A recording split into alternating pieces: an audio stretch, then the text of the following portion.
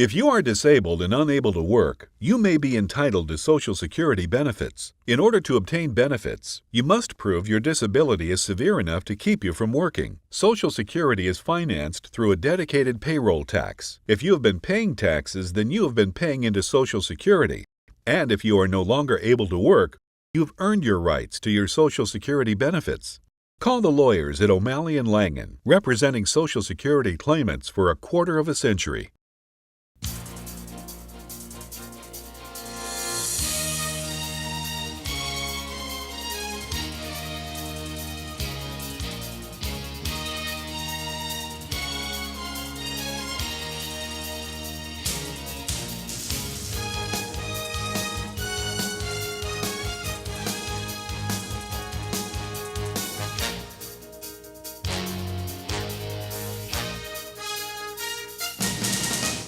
Good morning and welcome to You Be the Judge. I was tempted to open up this segment with Robin Williams' famous Good Morning Vietnam.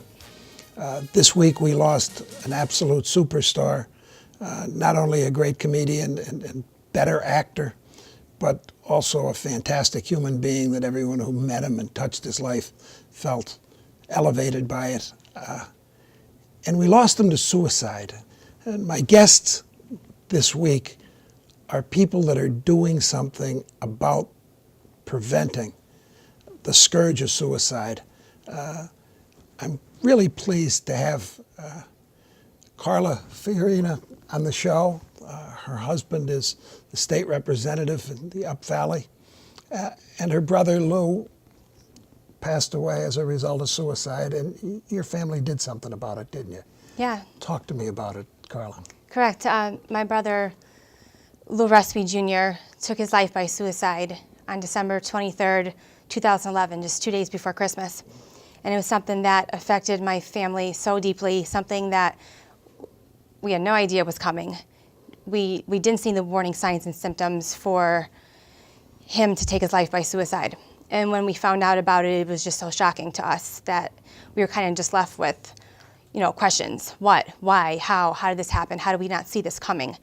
So about 6 months after the passing of my brother, my twin sister, Teresa Stan, that lives in Georgia, we decided to start a foundation in memory of my brother, but mainly for providing suicide prevention and mental health awareness to the community, providing education in schools, because that's where we saw the lack of it.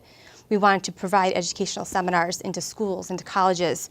And we've had suicide in our high schools. Mm-hmm. And it is so important, and particularly in high schools, because sometimes they almost become epidemic. One student commits suicide and others start to follow suit. Am I right? Right. I think they kind of feel that they're getting attention. They're getting the attention that they haven't gotten before. People are talking about them now. And that's not what we want. We want to address the issue before it's an actual problem. And the best thing about our program is that suicide is preventable through education. And it was almost hard to believe that someone in Robin Williams' status in life, I think they said he made $3 billion in the United States alone on his movies, and he was so beloved. He was. But depression is a terrible thing. He suffered from depression, and I think the world lost a great human being on that day, and we really need to do something to help our kids and our loved ones cope with suicide. And that's what our foundation is doing. The last year and a half in the community, we have taken such a strong role on pushing the administrators in the schools to get our program in there, and we have been successful. We have 2 wonderful therapists on staff that provide the educational seminars, and we see the results afterwards. And you have put together a video as well concerning the work of the foundation. And I in a little while, I'm going to ask you to share that with our viewers. So how did the video get started? We wanted to portray a message on how this all started. It started from the loss of my brother. The video portrays how it impacts families. It shows how my sister and I found out about the loss of my brother, how it affected, every one of us, and it shows how effective our program is. It gives examples of situations in the schools of the support, the hope, the guidance that we provide to the students, and it's pretty amazing. How old was your brother?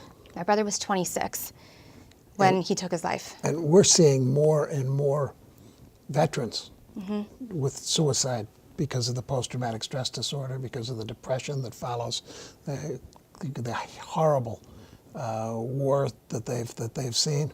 And I see injured workers committing suicide. I think before the show I told you that I asked at a seminar with about 300 other lawyers if anybody had represented someone who'd committed suicide. And very slowly, hands started to go up, and people looked around, and you could see the wonder on their face that we all thought we were the only ones that suffered that. It's a difficult thing, and I like to think of it as a silent epidemic. It is, and we want to bring that issue to light. There's so many people out there suffering, and we want them to know that they're not alone, and that's what we're here for. And Carla, the foundation also has therapists that help out as well. Yeah. And we're going to have them on the air in a little while. But with this video, I just want to thank you for the work that you're doing and encourage you to keep up the good work. Thank you, we will. If you are disabled and unable to work, you may be entitled to Social Security benefits. In order to obtain benefits, you must prove your disability is severe enough to keep you from working. Social Security is financed through a dedicated payroll tax. If you have been paying taxes, then you have been paying into Social Security. And if you are no longer able to work, you've earned your rights to your Social Security benefits. Call the lawyers at O'Malley & Langen, representing Social Security claimants for a quarter of a century.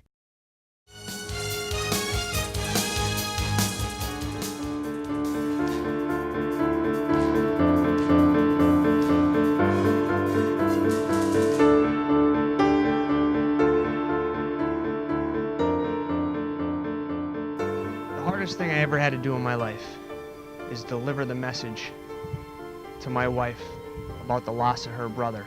When you have to deliver that kind of news, it's brutal. A message which I know was going to take a piece of her heart that she'll never get back. You feel helpless. I'm used to being in a situation where whatever's bothering my wife, I can fix it. It may take time, but I can fix it. I can make her feel better. Having to tell her that she was never going to see Louie again, I knew I couldn't fix that. My husband wasn't home at the time. I was home with the kids, and there was a knock on my door about 5:30 in the evening, 2 days before Christmas. And my husband asked me to come outside on the porch. I asked him what happened, and he told me that he took his life. Brian came in, and I was standing at baggage claim. I'll never forget the spot. I stand there every time I come in to the airport, and as he walked through the double door, his eyes were filled with tears, and I knew something was not right. Something was terribly wrong, and he just held me, and he whispered in my ear and said, "I'm sorry, he's gone." I said, what do you mean? Like, I just pushed back from him, and I looked at him in the eyes and like, no. And she took it so hard. And to have no control, really, over the impact his death had on her was the most helpless feeling of my life.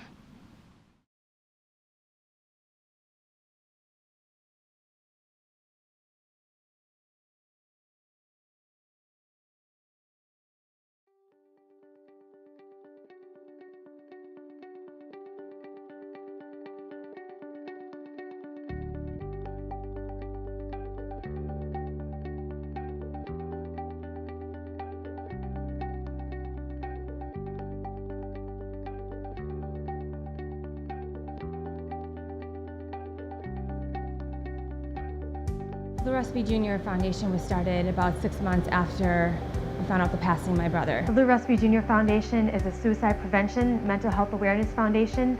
where we spread education throughout schools and the community. The main goal of the foundation is to provide hope, guidance, and education. And it's attacking the problem at ages where they can have a real impact. Middle school and high school. I think that this foundation can really be something that grows to a point where it's mimicked by every state in the country. It's extremely cheap. It's less than $1.50 per person that they serve with their program. They go into these schools, they teach these kids everything about mental health, but then they help them realize, hey, how do you identify them? What can you do? What treatment options are there? And then at the end of their presentation, they actually develop a plan for the people that step forward and say, I need help. But it puts a lot of pressure on the teachers to learn as well. And that's most important because the teachers spend more time with their students than their parents do.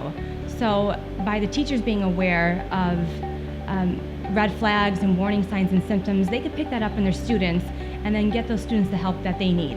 It really hits when Carla, especially because she's local, goes into the schools and does her little piece before mine, because she gets very emotional. And I could see the kids in the audience, or even adults, we've done college students, different agencies, everyone gets very quiet. They become emotional. They're either thinking about her story or somebody that they know, somebody close to them. And that's still, no matter how many times we do this, no matter how many stories I hear, it still hits home for me. And it does, it becomes very real. I think the Lou Rusby Jr. Foundation is important because it puts a personal face on suicide. People don't want to talk about suicide. There's a real stigma over having a mental health disorder, for asking for help, and suicide itself. And talking about Louis' story and his death and the impact it had on his community and his family and friends, it puts a personal face on it so that we know that there's loss associated with suicide. There's such a stigma with mental health, and that's just mental health, depression, anxiety, bipolar disorders.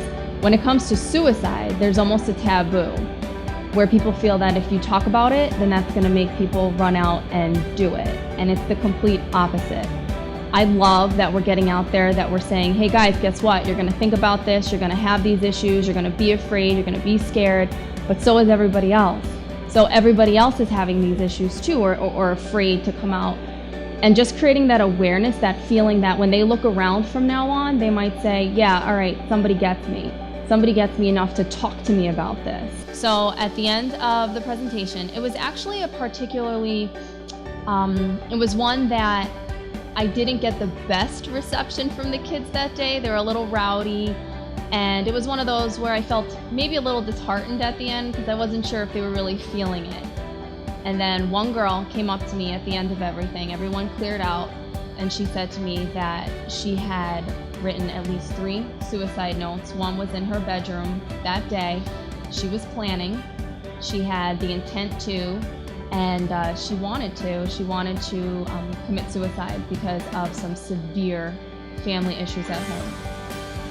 And I remember just looking at her, because when I go into these schools, I represent the foundation. I present, I'm there for support, I answer questions. In that moment, I turned into counselor, and I needed to assess, which means that you have the intent, the means, the plans, the ideation. She checked out for all of that. So now it's me and her in this auditorium by ourselves, and she's telling me this story. And I couldn't believe that. What if we didn't come that day? What if she didn't make it to that presentation? What if she didn't hear the message that we were trying to go across? It was terrifying. I brought her right away to the guidance counselor. The guidance counselor got the principal. They ended up calling her mother in, and that afternoon she was brought to a hospital for evaluation. It provides a source of hope. Lou Rusby Jr. Foundation provides a sense of that information exists that can help people that may not think that they know what to do next, and that people do get better.